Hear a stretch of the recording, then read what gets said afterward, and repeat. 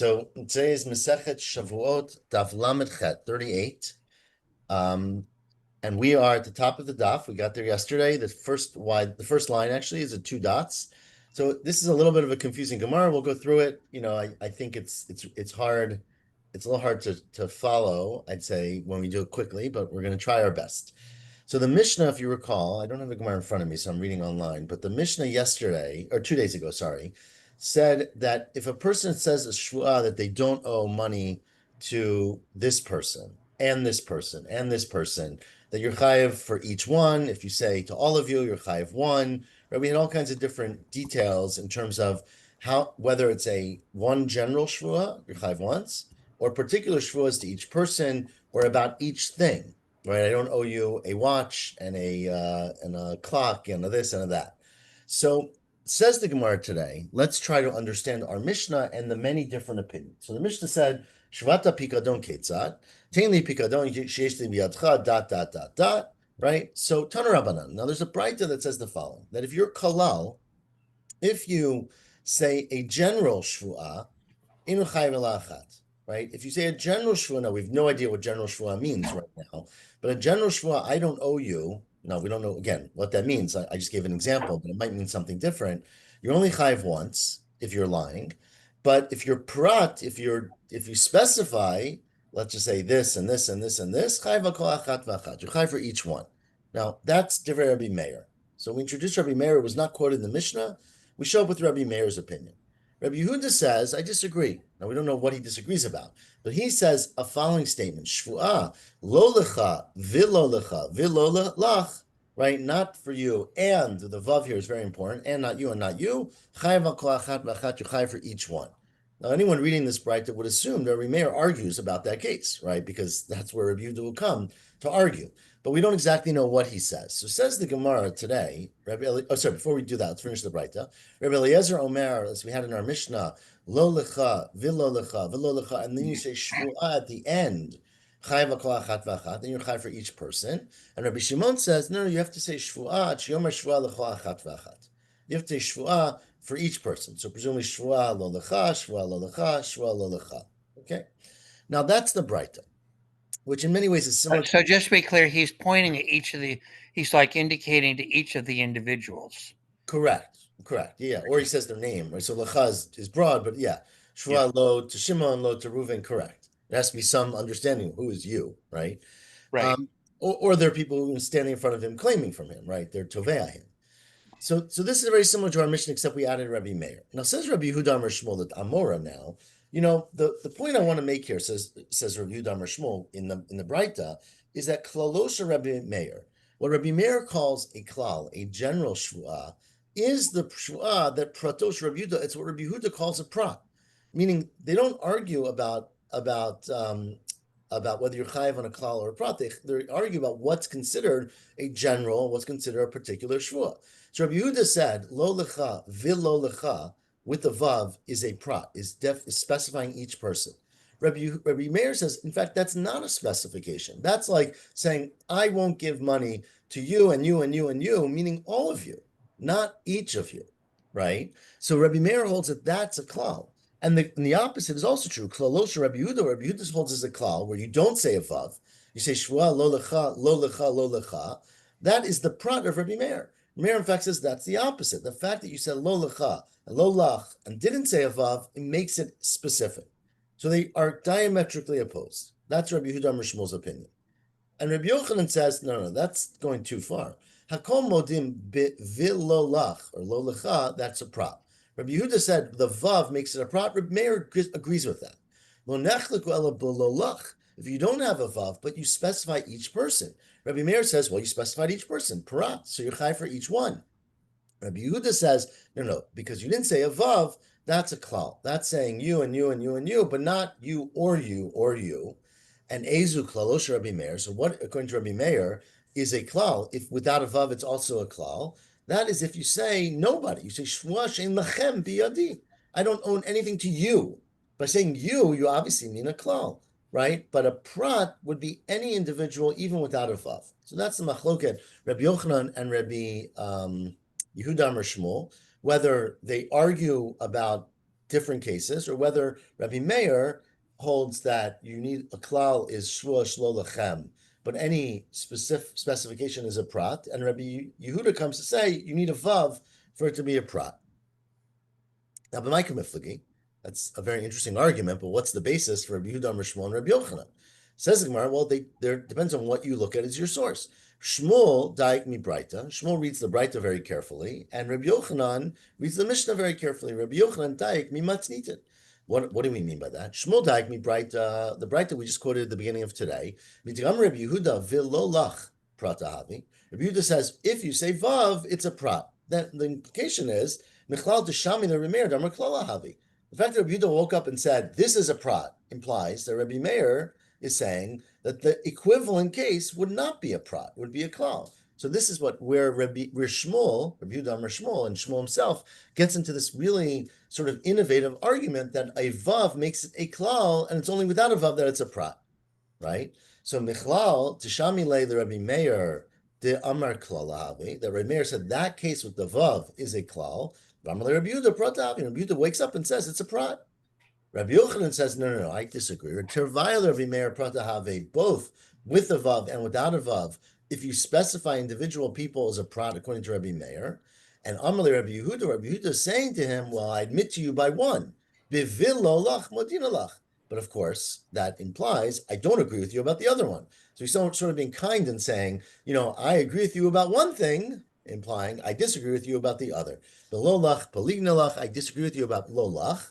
And Shmuel says, well, that could be true, but that's not the way. We learn Gemara all the time. People have a big tendency to argue with each other, even as nice as they want to be, right? Ad odilach oduye, at the same time, or as much as he can do this and admit, tell him where you argue, which will be sort of more informative, and that's usually how we do it. So that's why Shmuel says the Braita supports that they're arguing, not that Rabbi Yehuda is adding on another case, basically. And Rabbi Yochanan is daik mimatnitin. Rabbi Yochanan is medayek in the actual Mishnah, because our Mishnah, which we had 2 days ago, but hopefully we all remember, mitakama Rabbi Meir, now Rabbi Meir is not mentioned in the Mishnah, right? So what do you mean Rabbi Meir said it? So Rashi explains that usually stam matnitin is Rabbi Meir, right? So the Tanakama in our Mishnah is unnamed, and the general principle is that the stam Mishnah is Rabbi Meir. So we assume that the Mishnah is going according to Rabbi Meir. Now, of course, that assumption is going to be attacked as the Gemara goes forward.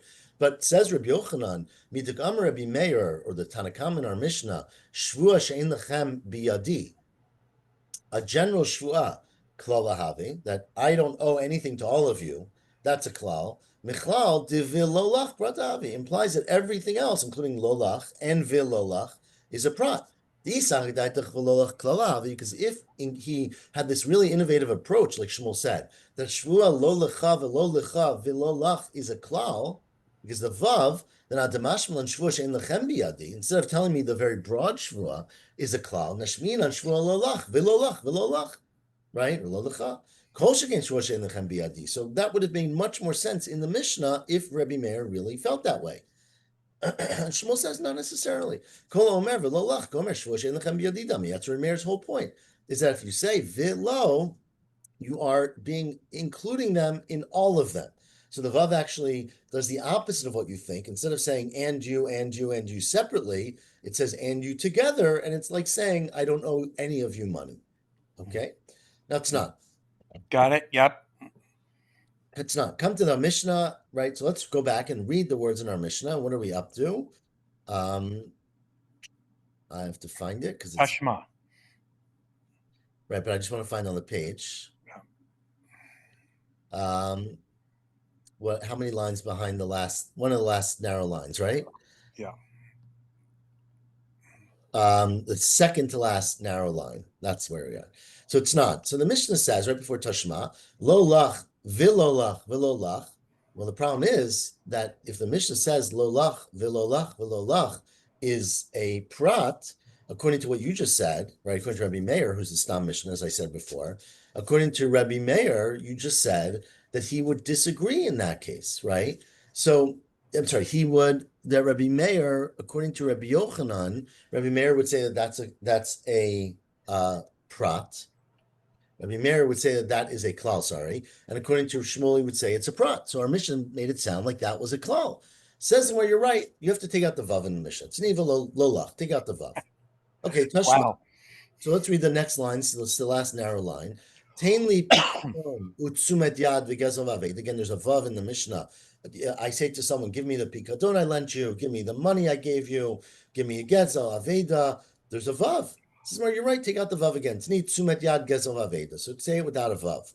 Tashma. Okay, the next line in the Mishnah again had a vav. Tainli chitin usorin v'kusmin. Okay, change it. Tzni sorin v'kusmin. Says the Gemara. 1 second. Once in a while we're comfortable saying that a Mishnah is misquoted and you could take a vav out or add a vav. But now you're saying it 5 times in a row, right? Hi Tana, kol hachi shabish tani vazel. So the Tana made mistake after mistake after mistake and kept going. Ella says, well, you're right. Our Mishnah has to have a vav.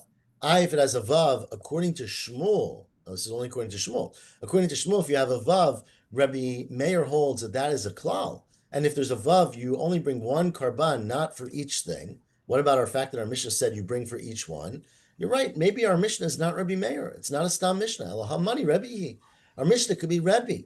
Damar, because Rebbe says in a whole different context when we're talking about, something very, very different. When you're talking about making another shvuah, that no shna, whether you said kizayit, whether you said I want to eat one kizayit and one kizayit, or lo shna if you say kizayit u kizayit pratahavi. Either way, it's a prat. So again, the opinion of Rabbi Yehuda Nasi of Rebbe is not relevant right now, but the point is that according to Shmuel, even if that's not the opinion, according to Rabbi Yochanan again, that is the opinion of Rabbi Meir. But according to according to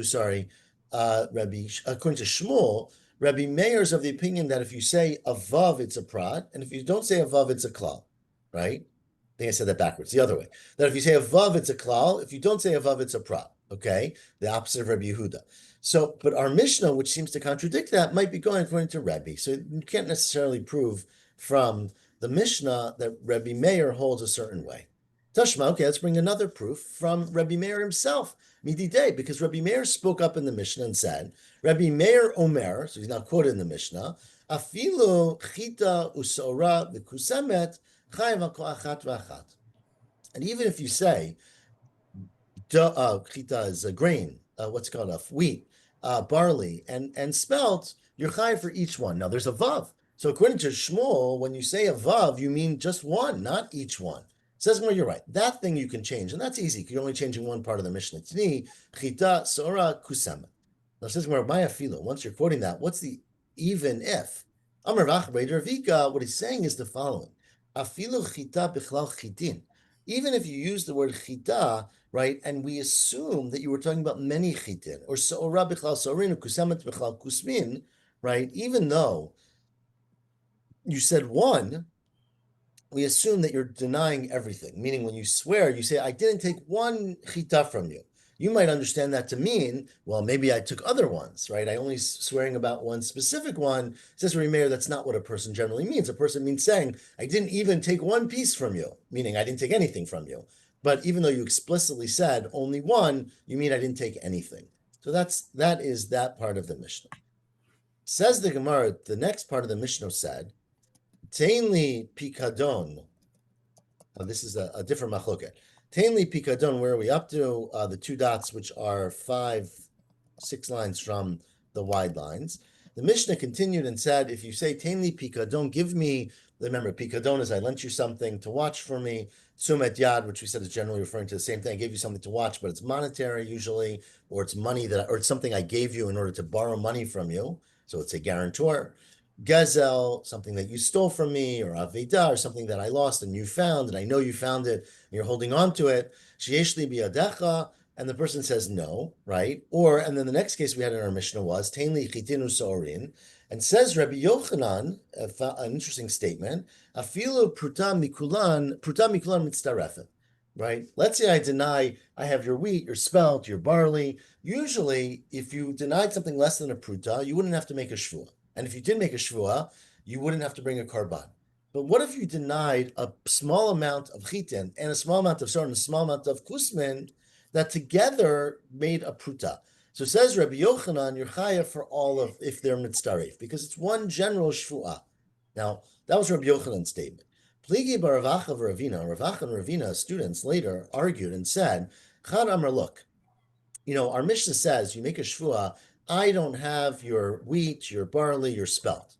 There's two ways to look at that. One is that you're making a shvuah about wheat, barley, and spelt.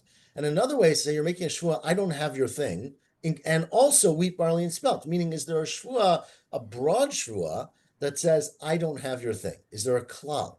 So Ravina and Rav Acha argued about that. Chad Amar, a prati mechayev. One said, you're chayev if you have things. Let's say I say, I don't have your wheat, barley, and spelt, and I have all three. You're chayev three times for wheat, barley, and spelt. But there's no fourth requirement, a klali lo mechayev. There's no general requirement saying, I don't have your thing. But Chad says, no. There's actually the addition of a klal nami mechayev. You're even chayev on the klal, right? Now, the reason that matters, of course, is when Rabbi Yochanan came and said that if a pruta from each one is less than a pruta from each one is mitzdarif to a pruta, then it makes a lot of sense if there's a shvuah that's a klal, because basically you're not over the individual shvuot because you didn't take a pruta of grain, of barley, of wheat, of spelt, but you did a pruta of everything. So that's why they have this machloket. Says Gemara, is it true though that there's a general requirement for the overall thing? Vatani Rabbi Chia taught us that hareikan chamesh chataot. That if you swear and you deny, remember the five things in our Mishnah, you bring five chataot.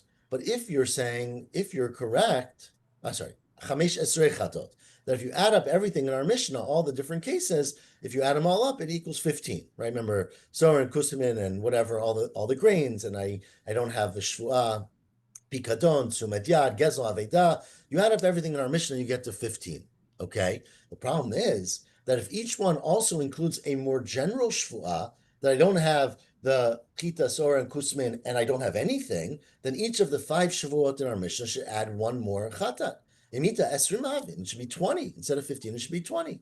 Says, well, you're right, it probably is 20. But Rabbi Chia is saying there are 15 specific Chatot. So Tana, Prati Kachashiv, Klali Lo Kachashiv. He's just saying the Prati, not the Klali. Says, 1 second. But there's another Braita where Rabbi Chia said, Harikan Esrim Chatot. He said 20. So that seems to imply that although we only mentioned 15 things in our Mishnah, right? Even though we only mentioned 15 things in our Mishnah, there are 20 because there's a klal that you add to each one. Says, well, no. You're again making a mistake because there's another way to look at it. Hahi, a pikadon, utsumet yad, v'gezel v'aveda. Right? What he's then referring to, the 5 different cases of shvuah of each of the 4 things. Right? So pikadon, tzumet yad, gezel avida times 5 would be 20, right? So therefore, he's not referring to the number of cases in our Mishnah. He's referring to a completely different case where there's 5 people. So I say, I don't owe each of you 5 people each of these 4 things, right? So 5 times 4 is 20. Now, so we can't prove from there is what we basically say. Now, Ba'amine Rava Rav Nachman, 4 lines from the bottom. Rava asked Rav Nachman the following question. Haya chamisha tovinoto, right? So 5 people come to you and say, it's like piling on. A guy declares he's running out of money, so all the creditors come out of the woodworks, right? And 5 people come to you and they say to you, Amrulo, and they say to this poor guy who's about to go bankrupt, Tain lanu, give us pikadon. Now, lanu, just to be clear, right? So they come as a group. Give us the pikadon, sumet yad, gezel v'aveda sheyesh lanu biyadcha. Okay, let's say all of them, right? Give us, you have been going around town stealing from everybody, borrowing from everybody, right? And finding things from people and keeping them. So give us all of the things that you have, the pikadon, the tzumet yad, the gezel and aveda, for all 5 of us.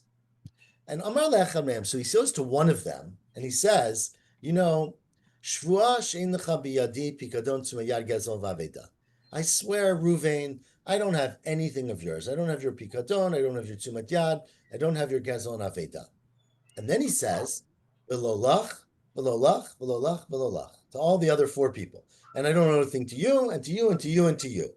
So Mao, now the question here is that considered to be a very general thing, all 5 of them? Or is it a specific thing? So do you say, achada mechayev, turn the page off, lamed chet on the bet. Odoma kol chada v'chada mechayev. Is he chayev for one of them? Because basically he spoke out to each one, and all the other ones, he's only chayev one, because he said to all the other ones, I don't. So the first guy, he said, I don't owe you, and he enumerated A, B, C, and D. So you got to bring four chatot if you're lying, right? But then to the second one, he said, and I don't owe you any, and the same to you. So is that four times to the second one, or one time to the second one? Odilma akochadim b'chadim b'chayiv, just like the first one, right? So Tashma. So now go back and bring our proof from Rabbi Chia's case that we just quoted a minute ago, right? Rabbi Chia said, Tani Rabbi Chia, Harei kan esrim chataot. There are 20 chataot. Now, Hechidami, when are there 20 chataot? Ida parish, right? If he said to five different people, I don't owe you four different things, then Rabbi Chia does not need to tell me how to do math, right? Rabbi Chia minyanat lashminan. He's coming to tell me you count up 5 times 4 is 20. Elolav, it must be like the case we just quoted. The low parish, you didn't specify for the other four people each of the five things, right? So you said to each of the four things. You said to number one, I don't owe you A, B, C, and D. And you went to the other one and said, and you, and you, and you. And the chiddush is, this is a chiddush, that even though you didn't enumerate the four things for each of the five people, because you did it for the first one and you said and you to the other ones, it counts like you specified for each of them. So therefore, this seems to be a good proof that, in fact, you'd have to pay 20 chataot, or in that case. So very expensive. Again, hopefully Yeah, this. you can easily end up spending more on lambs for the sin offerings than the thing that you denied was worth. You absolutely can. And obviously, as the Gemara often will talk about, we did not assume that these things actually happened that frequently. These are theoretical cases. Um, Finally, though, before we finish the parak, the last case in the Mishnah that we discuss at least is a case of where you basically had a principal and a knas, right? Remember, the simple case was where you say you stole from somebody, right? If you deny that you stole from that person, now if you really did steal from that person, you have to pay the principal and you pay kefil, right? If there are Adam who come. If you admit that you stole, you don't pay kefil, you just pay the principal, right? So that was a case where if you denied everything, you'd be chayav because you're denying the principal.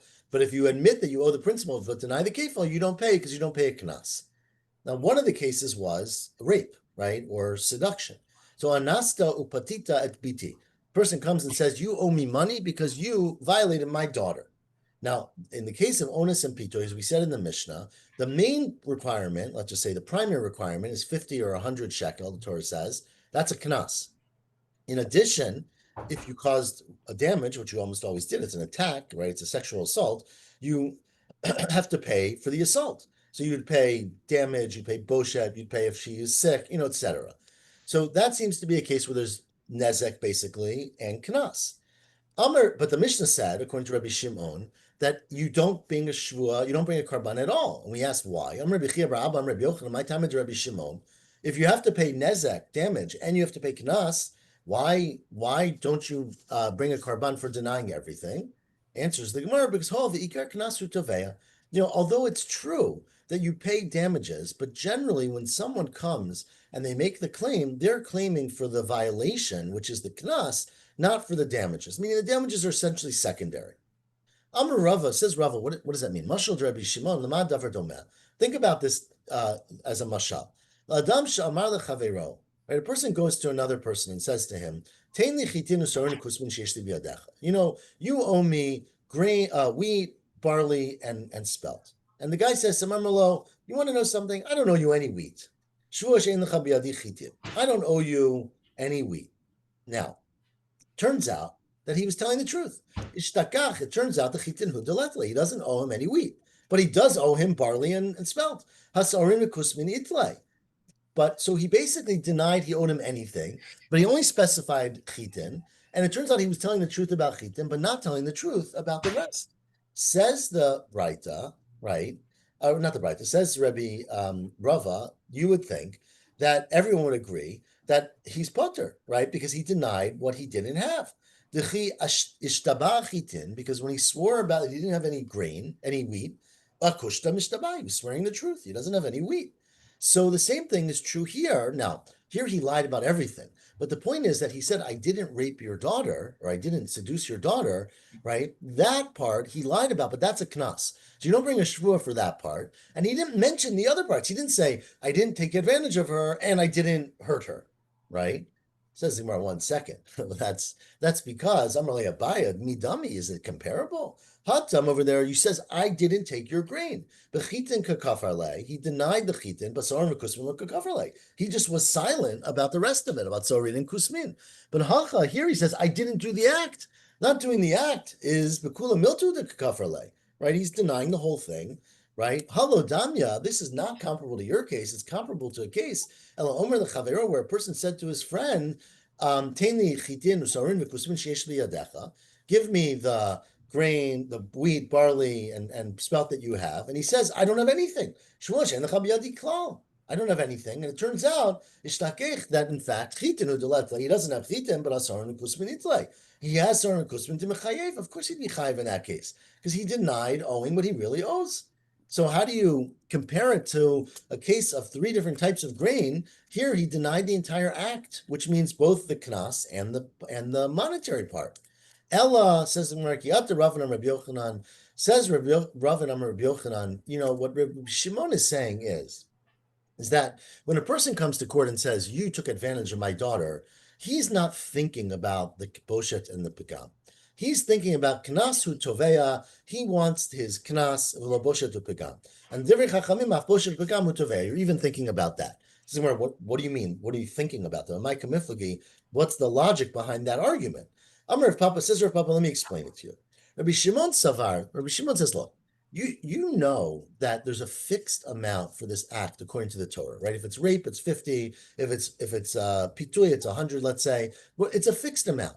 The punishment, the payment for the damages has to be assessed, right? It has to evaluate whether it affected her job and whether it affected her embarrassment or boshet, what damage might have been, etc., right? But says Rav Papa, Rabbi Shimon Savar, lo shavik inish midi de kitz, v'tava midi de lo kitz. A person does not put aside that which is fixed and that which is previously determined and talk about abstract things that are not kitz. Kitz means definitive, right? It's fixed. So therefore, when a person comes in and says, I want you to pay me for this, you're thinking about the fixed things. Rabbanan Savri, no. Lo shavik midi dechimod be lo miftar, v'tava midi dechimod be miftar. The person's claiming both of them because they know that if you admit that you owe one of them, you can get off scot-free. If you admit that you did the act, you don't pay the knas. Even if you admit you have to pay damages. So therefore, the Rabbanan say that a person is thinking about both, or maybe primarily the one that is not fixed. But Rabbi Shimon says you're only thinking about the knas, and therefore your denial, if it's only about the knas, would you be putter from a karban, but if it includes other monetary things, you'd be chayiv in a karban. Excuse me. And that is the machlokat of Rabbi Shimon and the Chachamim. And that explains the Mishnah, Hadran alach shuata pigadon. So there's that. Continues the Mishnah, the parak now, the next parak in Mesechet Shavuot is parak Shuat HaDayanim. Now this already is sort of getting down. Remember, we started off the Masechta talking about Karban Olevi Ored, right, including Tuma. Most Olav Yoreh, Shvat Bitoy, maybe Shvat Shav were Shvat Bitoy, let's say, was a Karban Olav Yoreh. Then we got into Shvuot of Shav, Shvat Bitoy, Shvat, those Shvuot basically, where you stated things. We then got into Shvat Edut, which is a Karban Olav Yoreh. We then moved to a Shvuah of Pikadon, which is a Karban, but not a Karban Olav Yoreh. Now we get to Shvat Dayanim, which is a completely different category of Shua. We'll explain what it is. The Torah talks about it is Doraita, right? So says the Mishnah, Shuat Dayanim, it has to be a ta'ana, the claim that a person gives. Again, Ruvain is always going to be the one making the claim on Shimon, if I remember it that way. So Ruvain comes to Shimon and says, you owe me shtei kesef. It has to be a minimum of shtei kesef. If it's less than shtei kesef and a person denies it and makes a shua, you don't get the punishment. Well, we'll see why, based on a pasuk. We'll see why. Hoda'a b'shavar pruta. In order to be chayiv a shvua, remember, if you deny everything, you don't bring a shvua, right? Kofar hakol doesn't make a shvua. You have to be modeh b'miktzata ta'ana, but that means at least a shavar pruta. Okay, so then you're chayiv a shvua. Im eina hoda mimina ta'ana. Now, if you admit to something that's not what was claimed, and we'll see, of course, what this means. If it's like an unrelated thing, then you're patur. Now, Ketza, what does this all mean, right? So shtei kesef yesh le biyadcha. Reuven goes out to Shimon and says, you have 2 kesef of mine in your hand. And the guy responds and says, "In the pruta." I don't know what you're talking about. I only owe you a pruta.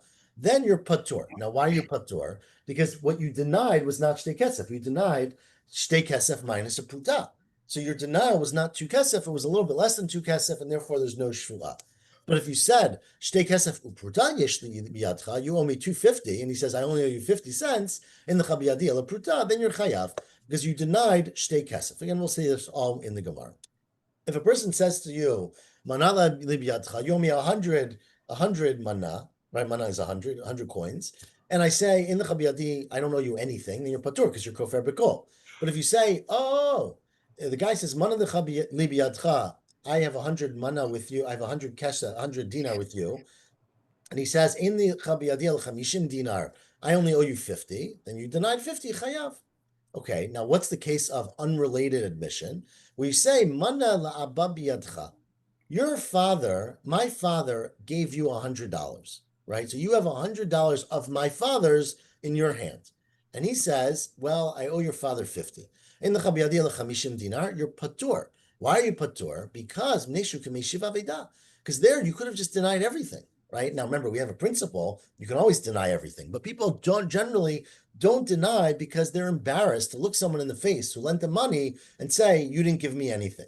But here, the person who lent the money is not here. The father's dead probably, or he's out of the picture. So therefore, people would very likely deny it, right? A dead person lends you money. A person lends you money and dies. It's very easy to get up and say, I don't owe them any money because they're not here to, there's no there's no consequence for them essentially.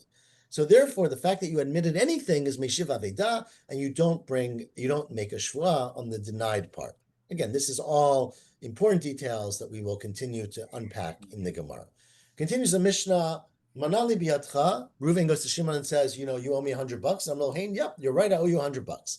Then Machar, the next day, Reuven comes and says, okay, you admitted yesterday you owe me $100 in front of witnesses. Everyone heard it. Today, pay up. And he says, I paid you yesterday. Natatilach.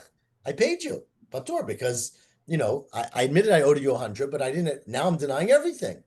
But if he says, Ein lecha biyadi, I never borrowed $100 from you, then he's chayav, because there's evidence that he admitted to it yesterday. If you admitted to it yesterday and you deny it today, you got to pay. You don't make a shvua, you just pay, because there's witnesses who say that you admitted to owing it. Manali biyadcha. Now, if let's say a person says to another one, it's a claim. You owe me $100. Amar Lohain, yep, it's true. I owe you $100. And he says to him, Al titznenu li ela be'edim. I want to make a mark in the sand. Don't pay me back the money unless you can prove you paid it back to me. And because I know what's going to happen. The machar amar lo tneoli. So the next day, Reuven comes back to Shimon and says, pay up. And he says, I paid you. Natativ lach. He's chayav. Because they agreed, you got to have proof that you paid it. If you don't have proof that you paid it, you have to pay it again, basically. So that is what you should do, of course, if you don't trust the person. Next case is, where are we? Litra zahav yesh libiyadcha. Reuven goes to Shimon and says, I lent you a litar, which is a weight, right? Say 10 grams. I don't know how much a litar is. It's a lot. A lot, okay. Yeah. A kilogram, let's say, of gold. Mm. And Shimon says, you lent me a kilogram of silver in the chabiyadil litra kesef. He's patur because he basically is not admitting to half of the gold, right? He's denying the entire gold and admitting to kesef. So it's completely denying the gold. But if he says, dinar zahav yesh li biyadcha, I have a coin that's dinar. Now, remember, we get to the question of money, right? Money is somewhat interchangeable. And he says, in the chabiyadil dinar kesef, or tresot, punyot, or pruta, which are just different denominations of money, then he's chayav shakom min matbe'achat, because basically they're not arguing about gold and silver, they're arguing about cash, right? And it's different values of cash, right? A gold coin is $100, a silver coin is $5, but it's basically like you said you owe me $100, and I said I owe you $5. In which case you're modeb and mixata ta'ana. And again, this is where they got into the value of coins and the whole concept of money and capitalism. Yeah. So an interesting thing is that in the Roman Empire, the silver denarius was the primary coin, and they didn't have gold coins Right. in circulation. They had in Persia. Interesting. But you can imagine, I mean, they're obviously much less common, right? Gold is Yeah, they would slip it in the Roman Empire, but they weren't Roman coins. right. Okay. So then you continue and you say, and you say kor tfuah li biyadcha, a core of grain. So core is a very large amount of It's a grain. lot, yeah. Yeah, and he says, "Ein lecha biyadi aletich kitniot." You know, I have a small amount of legumes, right, of beans, whatever, like kitniot, in my possession. Patur, because again, it's not that you admitted part of it, but you admitted something else. But if he Right. says kor perot biyadcha, he says you have a core of perot. Now, perot are general of let's say perot are. This of course proves that kitniot are not chametz, right? But kor perot biyadcha, you have a core of perot, and he says, "Ein lecha biyadi aletich kitniot chayav." Shakitniot b'chal perot, because kitniot are not grain, right? They are fruits. And so that's why we have a quinoa on Pesach, right? Because it's a berry, basically. Ta'ano chitim. Now, let's say he claims chitim, and he says, I admit to you besorin patur, because it's a different thing. But Rabbi Gamliel says you're chayiv, and again, we'll see in the Gemara where Rabbi Gamliel conflates that sorin and chitin are same kind of thing. Hatoin l'chavru b'kadei shemen. Right, a person says to someone, "You owe me kadim." Remember, kadim are pitchers, basically, or jugs of, let's say, kadim are barrels, maybe, Yeah. of The shemen, Steinsaltz translates as jugs. jugs, okay, which is a larger thing. Hodelo bekankanim, and you admit, "Oh, I owe you, smaller amounts." Kankan is, sorry, the point is not the size here, which is different. It's that you say, "I owe you the pitchers, Mm-hmm. but not the oil," right? Meaning he says, you owe me 10 pitchers of oil. And I say, I owe you 10 pitchers, right? They were empty, basically. So the question is that min hata'ana? Atmon Omer, Amon says, yeah, ho v'hodelo miksapi min hata'ana, because you admitted to the pitchers, yishava, you got to swear about the oil.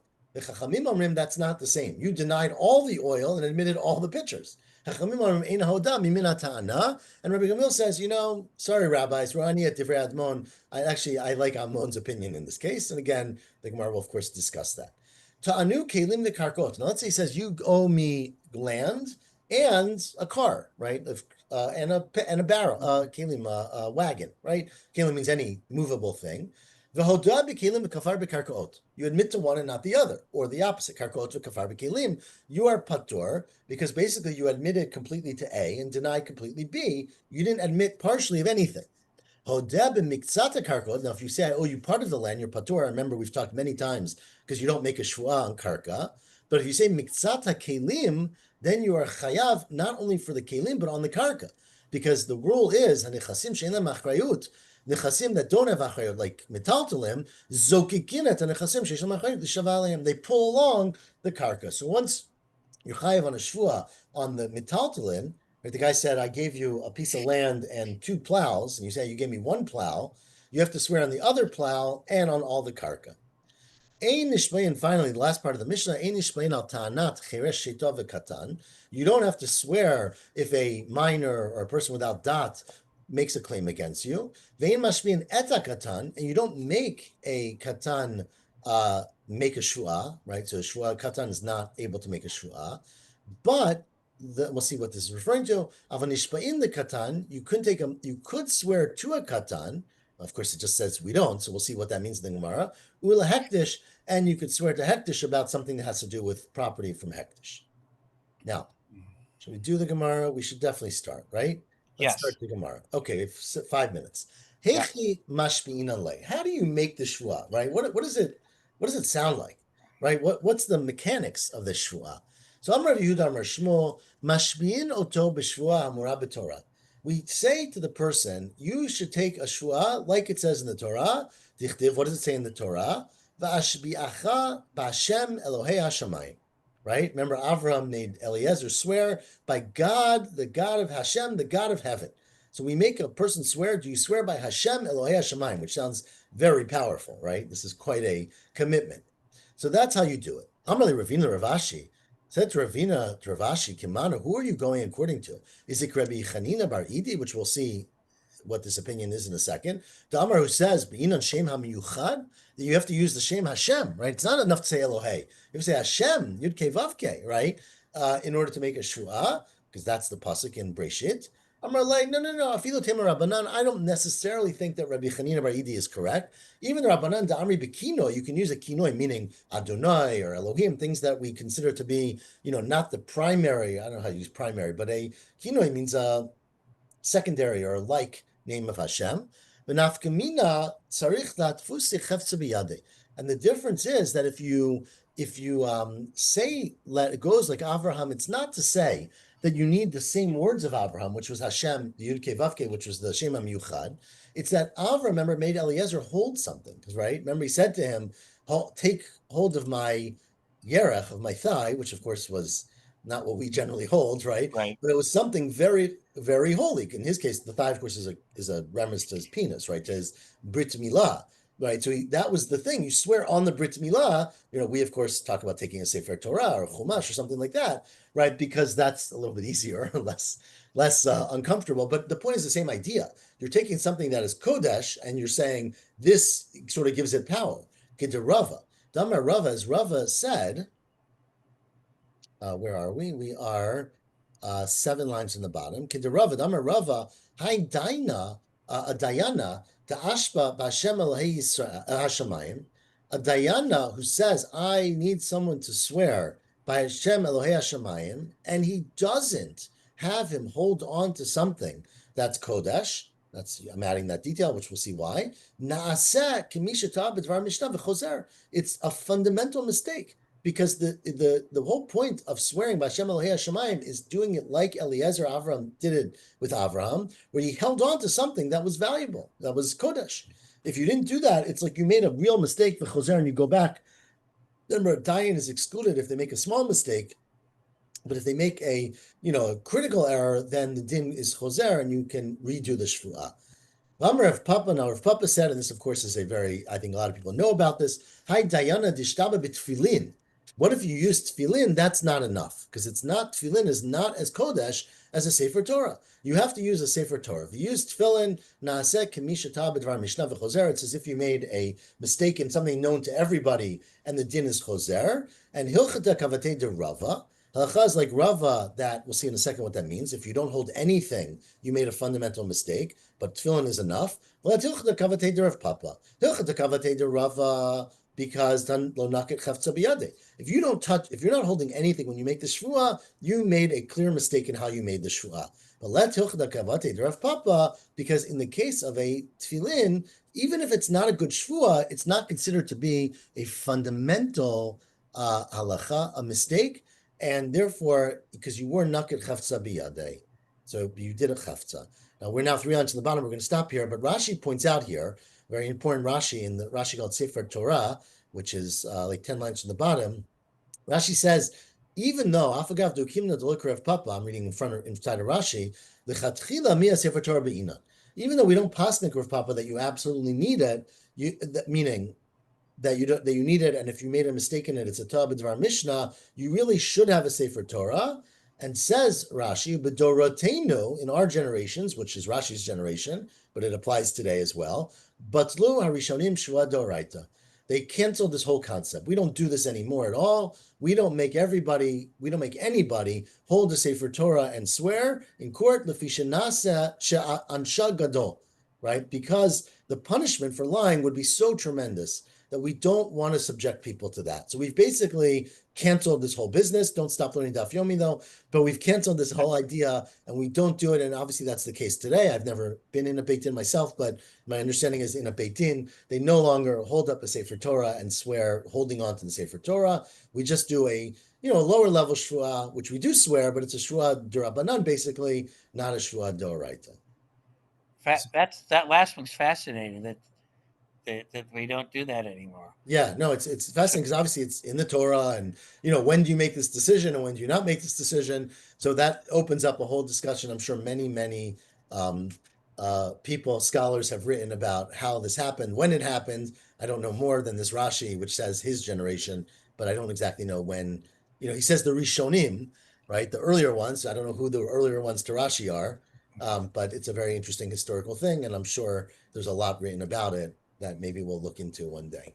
So when a Jewish elected official is sworn into office, so obviously that's different. That's not Shvat Dayanim, right? That's just a ceremonial thing. True. That's a different, right? Yeah, Shvat Dayanim is when you come to court and you swear Modeh b'Mikzat Tana. You say you owe $50, and I say I owe you $25. Right. From the Torah, you're supposed to swear with the Sefer Torah in God's name about that $25, right? And we don't force that anymore. We don't force it anymore, but you could see why the Torah more often says people don't like to make Shvuot. Right. Why? Right? Yeah, I would want to do that. I'd pay the $25, right? So Yeah. like, Um, um, well, so one minor correction. The Romans did have gold coins, but they didn't circulate. They were kept in the imperial treasury, got it. so Right. No, I think that's people the implication. would not have seen them. Right. Okay, we'll stop there. Shavua Tov. As I said, I'm unfortunately away next weekend.